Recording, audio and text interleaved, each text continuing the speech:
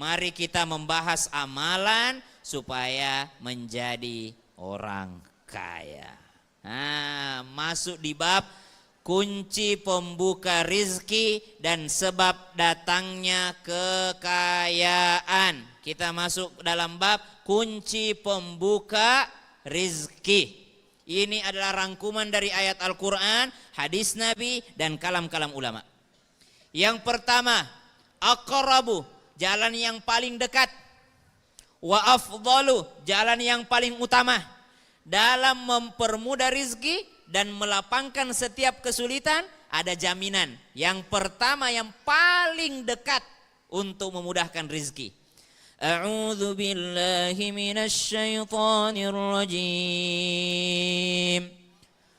وَمَنْ يَتَّقِ اللَّهَ يَجْعَلْ لَهُ مَخْرَجًا وَيَرْزُقْهُ مِنْ حَيْثُ لَا يَحْتَسِبُ. Maka yang pertama kunci pembuka rizki adalah وَمَنْ يَتَّقِ اللَّهَ يَجْعَلْ لَهُ مَخْرَجًا وَيَرْزُقْهُ مِنْ حَيْثُ لَا يَحْتَسِبُ. Surah At-Talaq ayat 2 dan 3 berada di akhir ayat. Biasa orang bilang ayat 1000 dinar. Bukan ayatnya jadi mantra, tapi ayatnya difahami isinya. Apa itu yang membuat rezeki mengalir tanpa disangka-sangka? Takwa. Baru saja melewati kita kuliah takwa, sekolah takwa. Apa itu? Bulan Ramadan. Ya ayyuhalladzina amanu kutiba alaikumus siyam kama kutiba alal ladzina min qablikum la'allakum tattaqun. Sebab yang paling akrab, yang paling dekat, yang paling afdal, yang paling tinggi penyebab orang kaya dilapangkan rizkinya oleh Allah Subhanahu wa taala adalah takwa. Bagaimana cara bertakwa? Tadi ayatnya, berpuasa. Puasa itu la'allakum tattaqun. Ibu, ini masih bulan Syawal. Kemarin kita latihan bertakwa dengan berpuasa. Apa itu takwa? Ada latihannya pada saat puasa. Ada orang dari Tangerang mau berangkat ke mana yang jauh-jauh?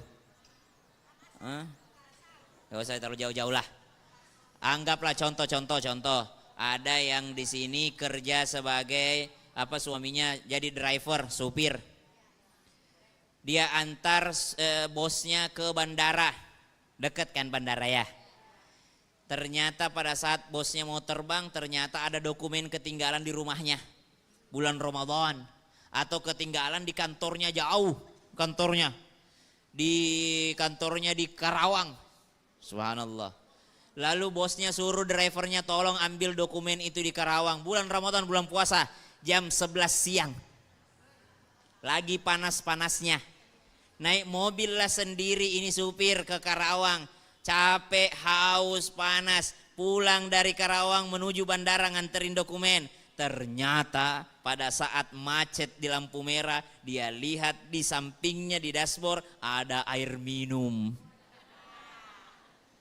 Ada juga roti bekas semalam masih bagus. Dia buka atau tidak? Biasanya tidak. Itu yang disebut takwa itu. Tidak ada orang yang lihat, boleh aja dia buka. Boleh aja dia makan itu roti. Tapi dia tidak mau, kenapa? Kenapa? Batal puasanya. Ya, berdosa, batal puasanya, berdosa, harus ganti dari yang lain. Ini latihan takwa. Maksudnya apa? Keluar dari Ramadan, takutlah kepada Allah seakan-akan kau dijagai terus. Kadangkala kita kalau di masjid kita bertakwa, di luar masjid udah kurang-kurang takwanya. Nabi bilang ittaqillaha haitsuma kunta. Bertakwalah kepada Allah dimanapun engkau berada. Kalau di masjid bertakwa, di luar juga bertakwa. Ada ibu-ibu belum keluar masjid sudah kurang-kurang takwanya. Masih dalam masjid udah ngomongin orang. apalagi di luar masjid.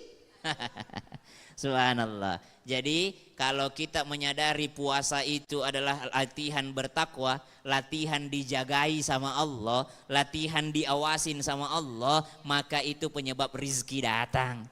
Wa may yattaqillaha yaj'al lahu makhraja. Ibu pernah lihat konten enggak? Ada orang itu seakan-akan dia suarakan isi hatinya, dia pandang suaminya, apa gue injek aja ya kepalanya? Apa gue bales aja nih laki-laki nih? Apa gue minta cerai aja ya sama dia ya? Dia pikir kagak ada lagi yang mau sama gue. Gue kan masih cantik. Tapi itu hatinya yang ngomong, itu hatinya ngomong. Hatinya bikin konten, ada konten begitu. Nah itu dia tahan, subhanallah, dia tahan. Itu takwa itu, dia tahan. Dia sanggup, dia lawan suaminya, dia sanggup. Sanggup dia, tahu lu, gue penghasilan gue lebih gede daripada lu. Gue sebelum nikah sama lu gue udah kaya raya. Tapi dia tahan. Dia tahan. Kenapa dia tahu bahwa Allah melihat apa yang kau lakukan pada saat ada suaminya ataupun lagi tidak ada suaminya. Dimanapun dia berada, dia bertakwa kepada Allah Subhanahu wa Ta'ala. Maka bertakwalah kepada Allah, takutlah kita sama Allah Subhanahu wa Ta'ala, takut kita sama Allah. Mau melangkah ke sini ada yang lihat, tidak ada yang lihat, takut kepada Allah Subhanahu wa Ta'ala. Itu penyebab rezeki datang. Yang kedua, a'udzu billahi minasy syaithanir rajim. Wa allaw istaqamu 'ala at-tariqati la asqaynahum ma'an ghadaqa. Jikalau mereka berjalan lurus di atas jalan agama Islam, maka kami benar-benar akan memberikan minum kepada mereka air yang segar. Surah Al-Jin ayat 16. Apa di sini? Wa allawistaqamu, maka yang kedua, jalan membuka rizki yang paling dekat, yang paling afdal adalah istirahat.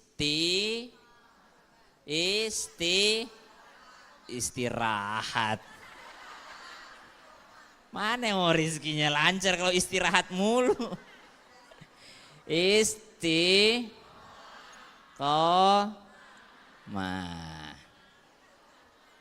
Surah Al-Jin ayat 16.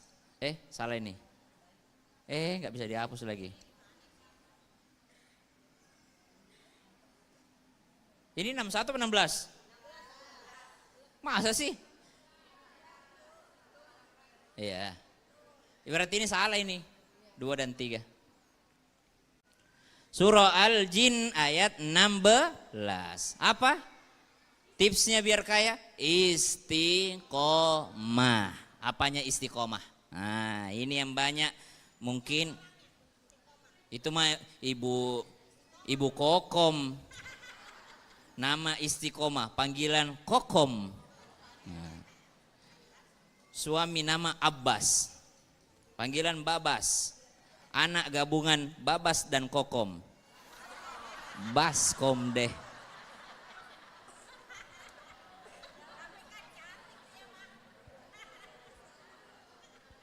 Apa makna yang paling mudah dipahami dari istiqomah? Istiqomah berjalan tegak lurus di atas aturan agama. Artinya apa? Dalam mencari rizkinya Allah Subhanahu wa Ta'ala, istiqomahlah dalam mencari rizki, yaitu dengan cara meninggalkan apa yang dilarang sama Allah. Dengan cara meninggalkan apa yang dilarang sama Allah. Wailul lil mutaffifin, ngurang-ngurangin timbangan. Susah kaya. Bagaimana caranya kaya kalau melanggar daripada apa yang dilarang oleh Allah? Ada sebuah syair mengatakan, idza kunta fi ni'matin far'aha fa innal ma'asi tunzilun ni'am. Jika engkau berada dalam kenikmatan, jagalah nikmat itu, karena maksiat pasti akan menghilangkan nikmat. Ada orang berusaha cari nafkah, tapi dia campur dalam mencari nafkahnya kemaksiatan, zolim kepada karyawannya. Ada kemarin viral itu, nggak ngasih tunjangannya, segala macam, zolim kepada orang, maka ini akan menghilangkan rizki. Istiqomah dalam artian tegak lurus menjalankan perintah Allah dalam usahanya. Jemaah, kalau ada orang kita lihat tidak istiqomah tapi kaya raya, maka yakinlah kekayaannya juga tidak akan bertahan itu. Mesti dikasih lihat sama Allah Subhanahu wa ta'ala apa yang harusnya dia dapatkan. Selanjutnya, amalan cepat kaya. 1 takwa, 2 istiqomah. Yang ketiga, apa lagi? A'udzu billahi minasy syaithanir rajim. Wa idh ta'adzana rabbukum la in syakartum la azidannakum wa la in kafartum inna 'adzabi lasyadid. Yang ketiga, bersyukur. Siapa yang berusaha melihat nikmat yang ada pada dirinya lalu berusaha mensyukuri, dia cari nih nikmat apa lagi yang ada tapi saya belum syukuri ya. Siapa yang berusaha cari nikmat yang ada pada dirinya yang belum dia syukuri, maka akan mendatangkan nikmat yang lain. Ini belum saya syukuri, apa aku yang belum kusyukuri ya? Oh, masih ada ternyata gamisku yang belum pernah kupakai pergi pengajian. Cuma kupakai pas pesta pernikahan, pakai pengajian. Oh, ternyata ada tasku nih yang mahal ini tidak pernah ku bawa pergi masjid karena saya takut dikira pamer. Oh, pakai Bu, pakai tas mahalnya pergi pengajian, pakai. Cuma biasanya ibu-ibu kalau pengajian tidak mau dia pakai tas mahalnya karena kelompok ibu-ibu pembungkus kue. Sayang kalau Herme diisi Herme diisi lemper.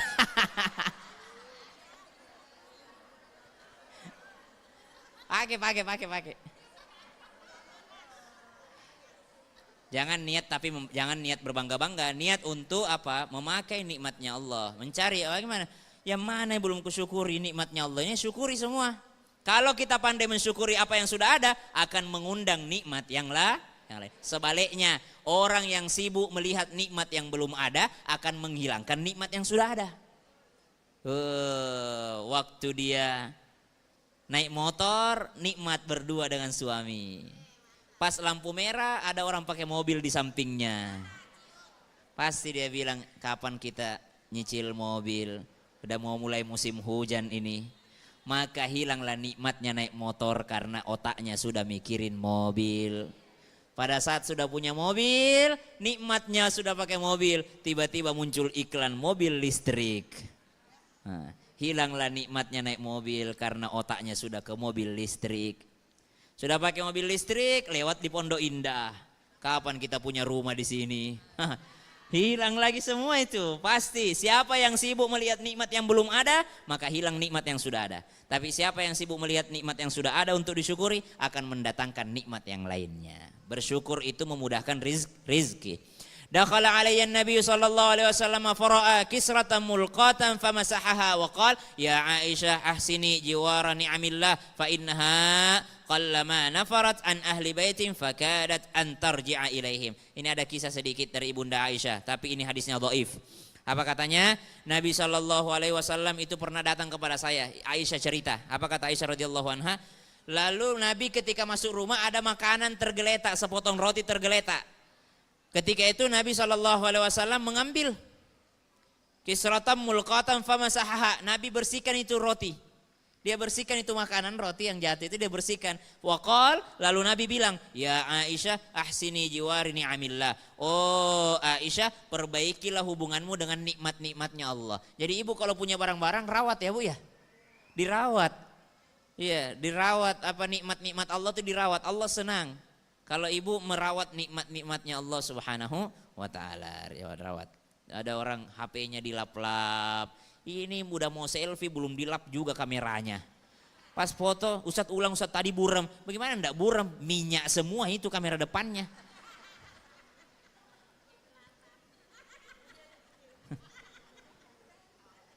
Kotor kamera ada lap-lap, ada Allah senang. Tapi ini hadisnya dhaif, tapi ada kebaikan maksudnya menjaga nikmatnya Allah Subhanahu wa taala. Nah, di antara doanya Nabi SAW saking pentingnya bersyukur itu apa? Doanya Nabi, Allahumma a'inni ala dzikrika wa syukrika wa husni ibadatik. Ya Allah, tolonglah aku untuk selalu mengingatmu, bersyukur kepadamu, beribadah dengan benar. Kalau saya baca doa ini biasanya habis sholat, pas banget habis sholat. Atau kalau bapak saya baca doa ini sebelum salam. Fil alamina innaka hamidum majid. Allahumma inni a'udzubika min adzabil qabr wa a'udzubika min adzabi jahannam wa min fitnatil mahya wal mamat wa min fitnatil masihid dajjal. Allahumma ya muqallibal qulub tsabbit qalbi ala dinika wa ala ta'atik. Allahumma a'inni ala dzikrika wa syukrika wa husni ibadatik. Assalamualaikum warahmatullahi. Assalamualaikum warahmatullahi. Nah itu sebelum salam atau setelah sholat. Saya biasanya setelah sholat membaca daripada doa ini. Ini doanya Nabi SAW. Udah hafal semua? Kita ambil nasihat ulama. Kata Umar bin Abdul Aziz radhiyallahu an, cucunya Umar bin Khattab, apa beliau sampaikan? Ikatlah nikmat-nikmat itu dengan bersyukur. Jadi kalau mau nikmat itu bertahan, syukuri. Ibu, mau suami panjang umur? Syukuri. Ikat itu suami dengan bersyukur. Ikat suami, ikat cintanya suami, ikat matanya suami dengan ibu berterima kasih padanya. Bagaimana dia tidak melirik will wanita idaman lain? Kalau istri di rumah tidak bersyukur, tidak berterima kasih. Nah, jadi ikat dia dengan terima kasih. Tapi Ustadz tetap aja, mau kita secantik apapun namanya,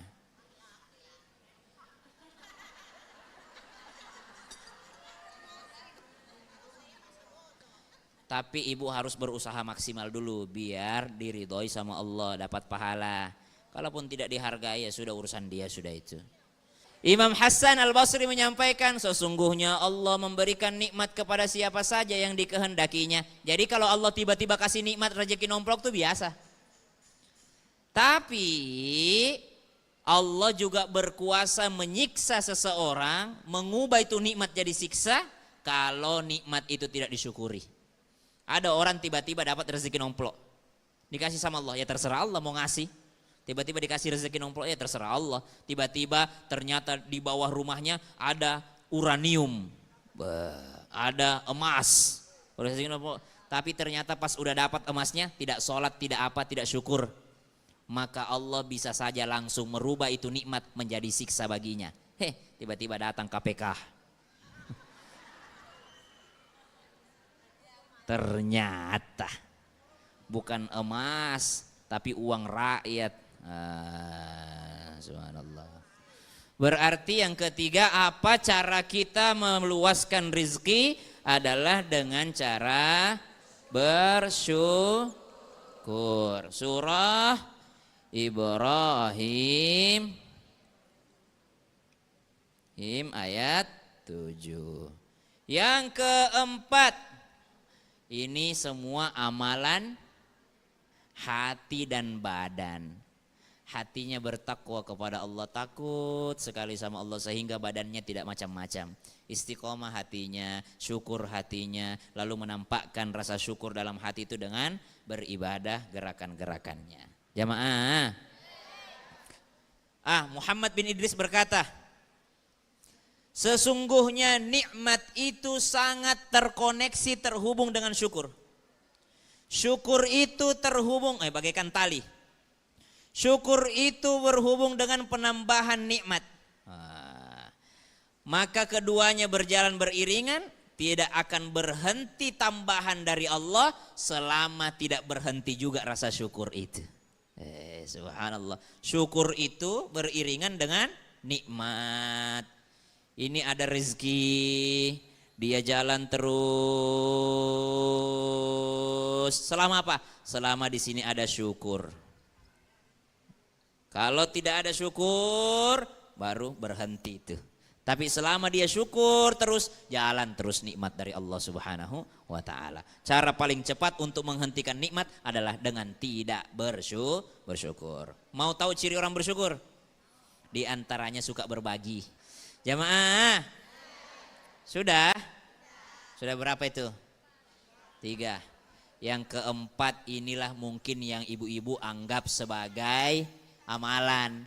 Karena banyak orang salah paham, dia pikir amalan itu yang dibaca doang. Tidak, amalan itu, takwa itu amalan. Bagaimana kau menjaga apa yang dilarang sama Allah, itu takwa, itu mendatangkan rizki. Kalau kau istiqomah dalam amalanmu, istiqomah menjalankan perintah Allah, itu pembuka rizki, amalan namanya. Bukan yang dibaca-baca. Bukan, tapi nanti akan ada itu, nanti ada. Tapi ulama kita saja menaruh itu yang terakhir. Dimulai dengan ketakwaan dulu. Buat apa dia banyak-banyak baca ini, tapi ternyata kesehariannya dia tidak menjaga apa yang dilarang sama Allah. Nah, rasa syukur. Kemudian yang keempat, Al-Qur'anu ghina la faqra ba'dahu wa la ghina dunah. Al-Quran itu adalah kekayaan yang tidak akan ada lagi kemiskinan setelahnya. Dan tidak ada kekayaan satupun kecuali tanpa Al-Quran.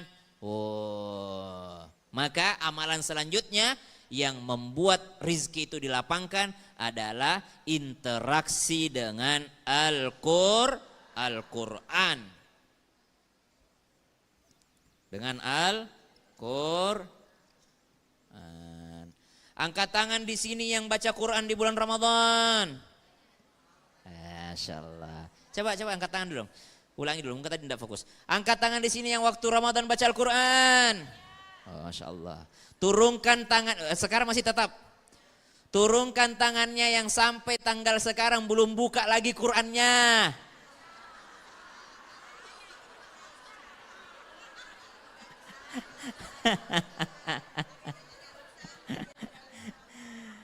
Jadi salah satu ciri amalan diterima itu adalah amalannya istiqomah.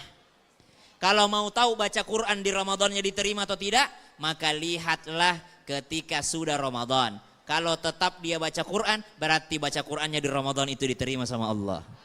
Salah satu ciri. Nah, jadi yang belum buka Qurannya semenjak malam Lebaran, karena ada itu 2 malam sebelum Lebaran sudah tutup Quran, duduk ke depan ovennya.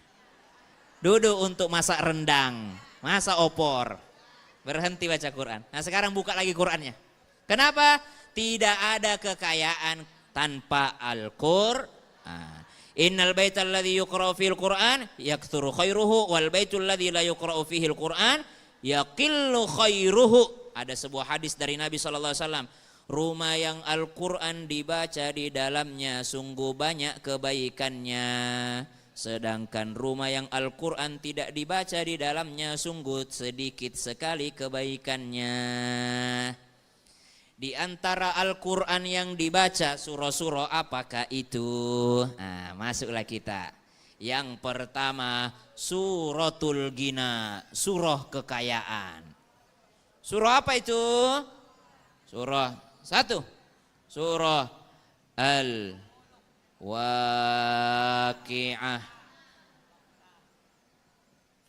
Idza waqa'atil waqi'ah laisa liwaqa'atiha kadhibah khafidatur rafi'ah. Sampai situ dulu. Ibnu Mas'ud bercerita, sami'tu Rasulullah sallallahu alaihi wasallam yaqul man qara'a surat al-Waqiah kulla lailatin lam tusibhu faqatun abada. Kata Ibnu Mas'ud, siapa Ibnu Mas'ud? Salah satu orang yang dekat sama Nabi, min ulama'is sahabah, sahabat yang jadi ulama, sahabat yang ahli Quran, ahli tafsir Quran, namanya Abdullah bin Mas'ud. Apa beliau bilang? Beliau dengar Nabi mengatakan, barang siapa yang membaca surah Al-Waqiah kulla lailatin, setiap malam, malam ya, malam. Kulla lailatin. Kapan itu disebut malam? Bis maghrib sampai subuh. Lam tusibhu faqatun abada, tidak akan pernah merasakan kefakiran. Hadis riwayat Al-Harith dalam musnadnya. Subhanallah.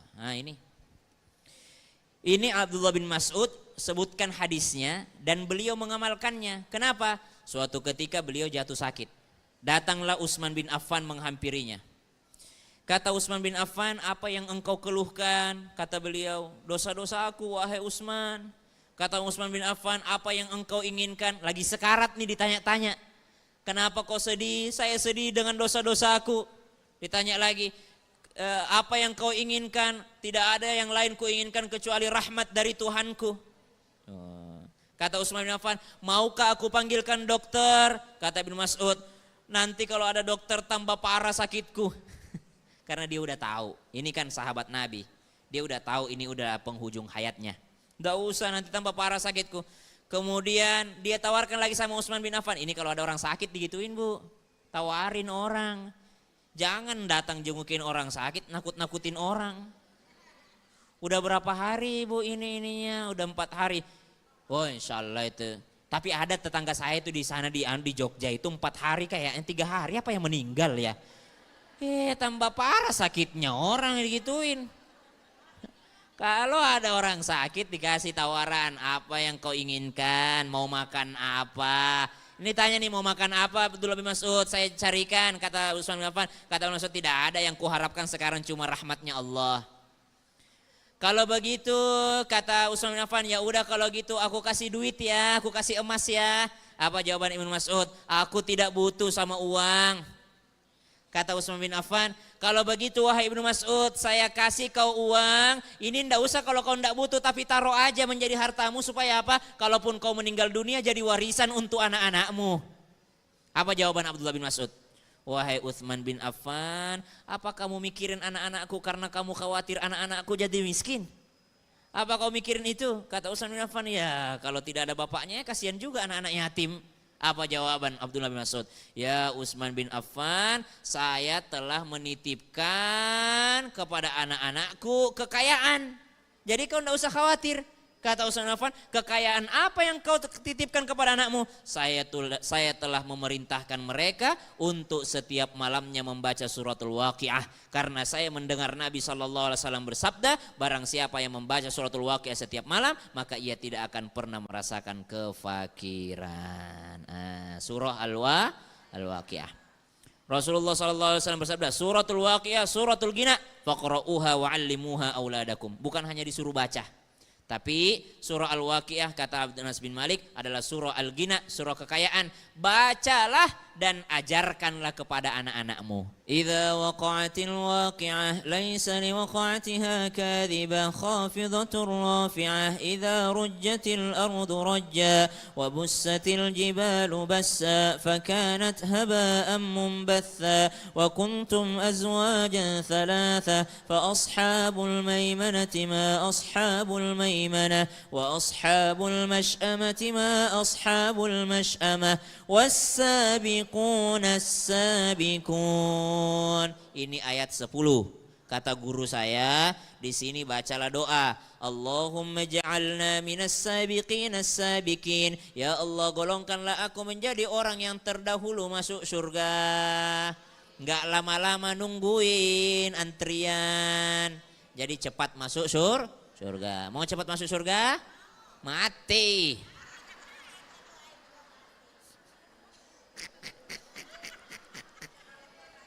Ya mati dulu lah. Maksudnya enggak lama-lama nanti di padang mahsyar segala macam timbangan. Ayat 10 baca doa. Ya Allah, golongkanlah aku orang yang mendapat nikmat itu. Kalau enggak bisa bahasa Arabnya. Lalu di ayat mana lagi ada tambahannya? Oh, ketika berada di ayat 59. Afara'aitum ma tumnun a antum takhluqunahu am nahnul khaliqun. Ini Allah bertanya, am nahnul khaliqun, bukankah kami menciptakan kalian? Mencipta? Maka jawab, bal anta ya Rabbi, of course engkau ya Allah. Apa bahasa Indonesia of course? Apa yang enggak enak banget di bahasa Indonesia ini? Of course gitu. Tentu saja gitu ya, tentu saja engkau yang menciptakan gitu. Bal anta ya Rabbi, ya tentu saja engkau yang menciptakan itu. Jawab, Am nahnul khaliqun ayat 59. Lalu lanjut lagi, ada lagi am setelahnya itu. Ada di ayat 64. A antum tazra'unahu am nahnuz zari'un. Bukanlah kami yang menumbuhkan. Bal anta ya Rabbi. Of course engkau ya Allah, tentu saja engkau ya Allah. Bal anta ya Rabbi. 64, 59, 64, terus ada 69. A antum anzaltumuhu minal muzni am nahnul munzilun. Bukankah kami yang menurunkan air, menurunkan hujan untuk menumbuhkan tanam-tanaman? Am nahnul munzilun? Sure.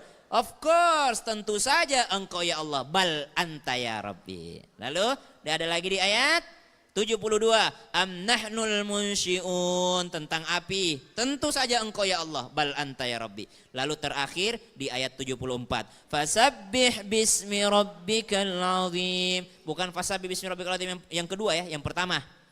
Nah, baca di situ doa, subhana man qasamar rizqa wa lam yansa ahada. Subhana man qasamar rizqa wa lam yansa ahada. Subhana man qasamar rizqa wa lam yansa ahada. Maha suci engkau yang membagikan rizki dan tidak akan pernah lupa kepada satu orang pun. Maka engkau tidak akan pernah lupa kepada aku ya Allah. Nah, ini amalan baca surah Al-Waqiah. Ada di ayat 10, ayat 59, kemudian ayat 64, kemudian ayat di ayat 69, lalu terakhir di ayat 74. Itu bacaan surah Al-Waqiah. Doanya mau dicatat nggak? Doanya udah bisa semua kayaknya. Jawaban di ayat 10 karena ayatnya was-sabiqunas sabiqun. Lalu di ayat 10 kita menjawab dengan membaca, terlalu kecil ya. Mana penghapusnya ini? Oh, di sini aja nih. Ya Allah, golongkanlah aku menjadi as-sabiqin, orang-orang yang cepat-cepat masuk surga. Allahumma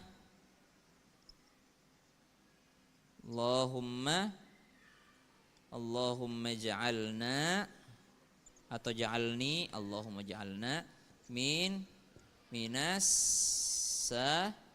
sabiqin.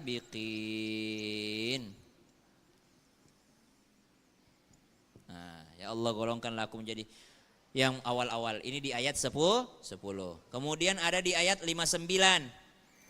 Am nahnul khaliqun. Am nahnul munzilun, am nahnul munsyi'un. Itu jawabannya sama. Apa jawabannya? Bal, tentu saja. Anta ya Rabb. Rabbi boleh, ya Rabb boleh. Bal, tentu saja engkau ya Rabb yang menumbuhkan, yang menurunkan, yang menciptakan, yang menghancurkan. Tentu saja engkau ya Allah. Nah itu. Tapi ini dibaca di luar sholat ya. Kalau ada yang baca Al-Waqiah dalam sholat, tidak usah pakai tambahan-tambahan ini. Karena ada juga orang biasanya, dia jawab-jawab. Ada itu di ayat surah Al-A'la. Suhufi Ibrahim wa Musa. Dia tambahin di belakangnya. Alaihimussalam. Allahu Akbar. Ngapa nambah-nambah alaihimussalam? Jangan, tidak boleh. Jangan dalam sholat nama-namanya. Dan yang ditambahin ketika membaca itu bukan alaihimussalam.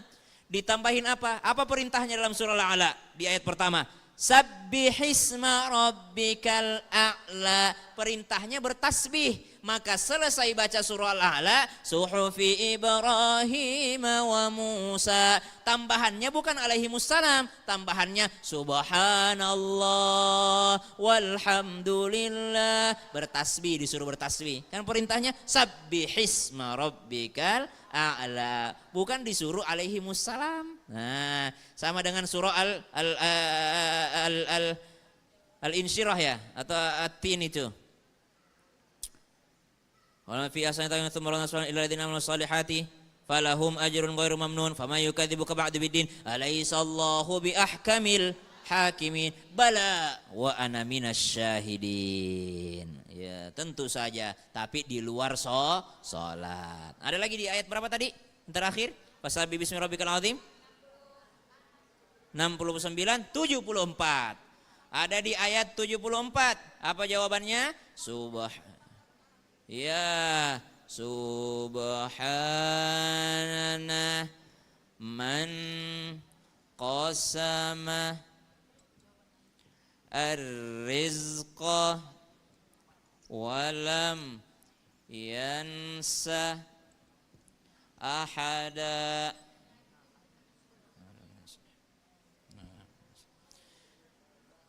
Subhana man qasama ar-rizqa walam yansa ahada. Maha suci engkau yang membagi rizki, meluaskan rizki, menjanjikan rizki, dan tidak akan pernah lupa satu orang pun. Walam yansah, tidak lupa. Ini kalau baca surah Al-Waqiah. Surah apa lagi?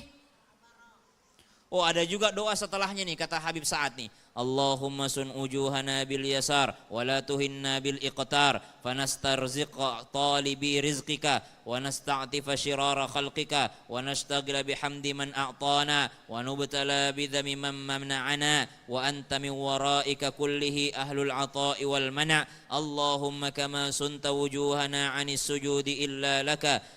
Oh, panjang doanya nih. Saya pun belum mengamalkan ini. Karena saya belum mengamalkan, saya tidak ajarkan. Ada lagi surah yang lain, diantaranya surah Toha.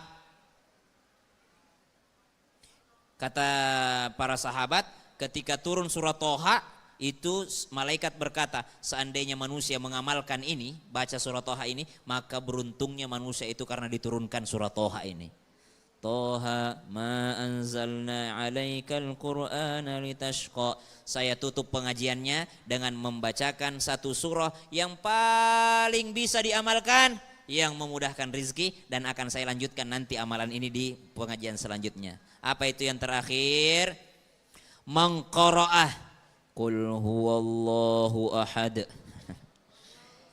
indama yadkhulu manzilihi nafatil faqra an ahli dzalikal manzil. Siapa yang membaca surah Al-Ikhlas ketika masuk ke rumahnya, masuk rumah baca surah Ikhlas, maka akan dihilangkan kefakiran dari rumah itu.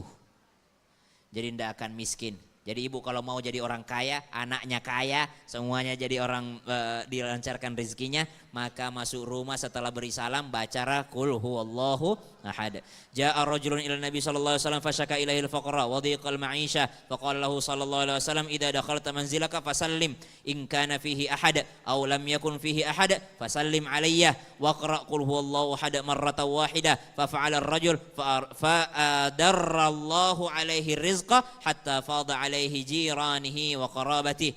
Ada seorang Sahal bin Sa'ad, ada seorang datang laki-laki kepada Nabi, dia mengadu miskin hidupnya, susah hidupnya serba sulit, maka Nabi berpesan pada orang ini, kalau kau mau masuk rumahmu jangan lupa beri salam. Kalau ada orang, kalau tidak ada orang maka